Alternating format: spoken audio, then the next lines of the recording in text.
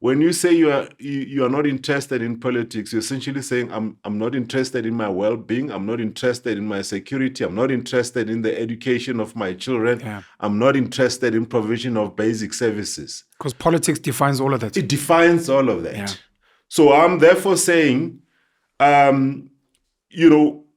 we might not like it, but we need to participate in politics. Yes, the primary participation may be to vote, but who are you voting for, right? So we are going to need parties, right, to do that. Often what happens just before elections, people will bemoan the number of political parties, which again, for me, it's a bit of sort of really a nonsensical argument, because through natural selection, don't worry about how many parties are out there, right? Parties will die and collapse, and somewhere, somehow, the strong ones will emerge. Like, we worry about things we don't need to worry about. I mean, Citizens for Us, I already said last week that we decided to deregister as a political party and focus more, as an NPO, NGO, lobbying group. So we shouldn't worry about that. Carl Niehaus, by the time elections came, his party had already gone out and collapsed, right? So survival of the fittest will sort out this thing. Complaining about the number of political parties is the same thing as complaining about the number of podcasts now. Because there are so many podcasts. There are too many podcasts. Too many. Yeah, but Uyane is saying natural selection. Those are the ones with 100 views. It will happen. Siyabonga, danke. So he's saying that so the amount of political parties doesn't matter, because as time progresses, some of them won't mean anything. They won't mean anything. I mean, remember, I'm going to talk about things like the cost of contesting elections. At some point, it will just prove not practical for people to continue to put money behind these things. Okay. And they will just die. Can I make a point? Sure. Yeah. I don't know the numbers. The top three, I think, four political parties are so large that even the rest of the guys sitting in parliament are non-entities.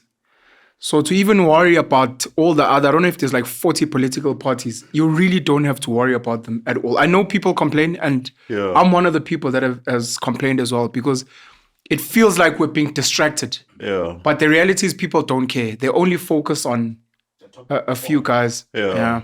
I mean, I usually use an example of what happens in business. So, for example, a company like Naspers came out with Take a Lot, right?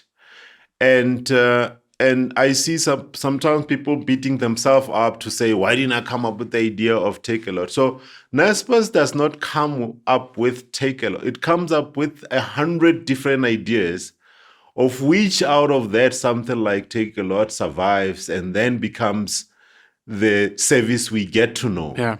What they don't say is what are the 99 other things they tried. Didn't work out. We don't see that. Yeah. It's called survival bias. You see the thing that got to survive. And sometimes I find it interesting when a party like DA complains about the number of small parties. So for a long time, DA was that small party. So, that's correct.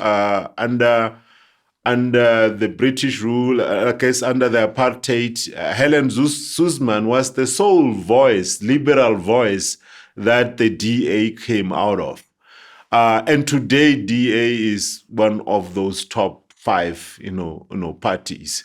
So but it's the nature of competition. It's the nature of competition. They fear what they used to be. Absolutely. Yeah. So you would think that they will be arguing for, more small parties. So the survival of the fittest will take care of that. So then I want to talk about our experience contesting elections, so that, one day, as I said, maybe this thing helps someone somewhere. What does it take to register for elections?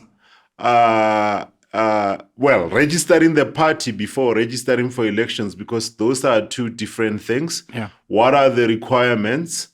what is the process of contesting elections, and then through that process we'll talk about things like how much money is required and all of that. And then it's a year later since the 2024 elections.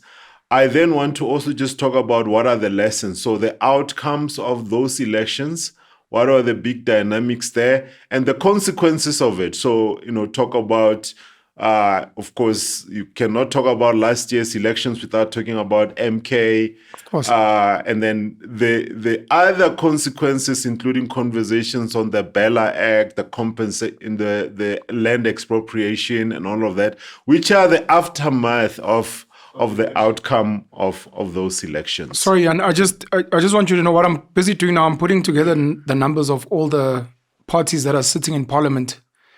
I don't want to disrupt you, but at some point I just want to give the numbers of what I was saying earlier to show how almost irrelevant all the other parties are.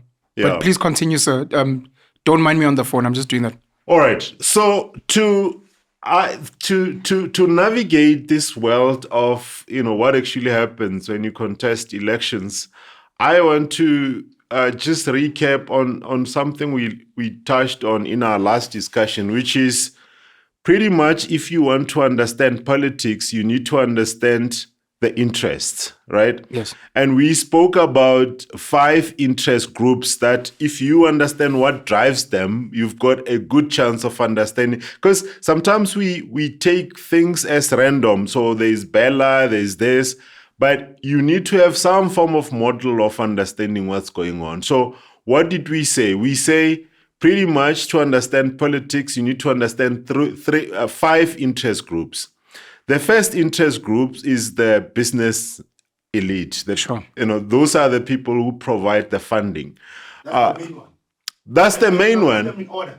Yeah, I'll put them. In fact, you're right, Debsa. Let me put them in order because the business interest group, if you can join part of the business elite, right, then you can influence what goes on in a country without contesting elections.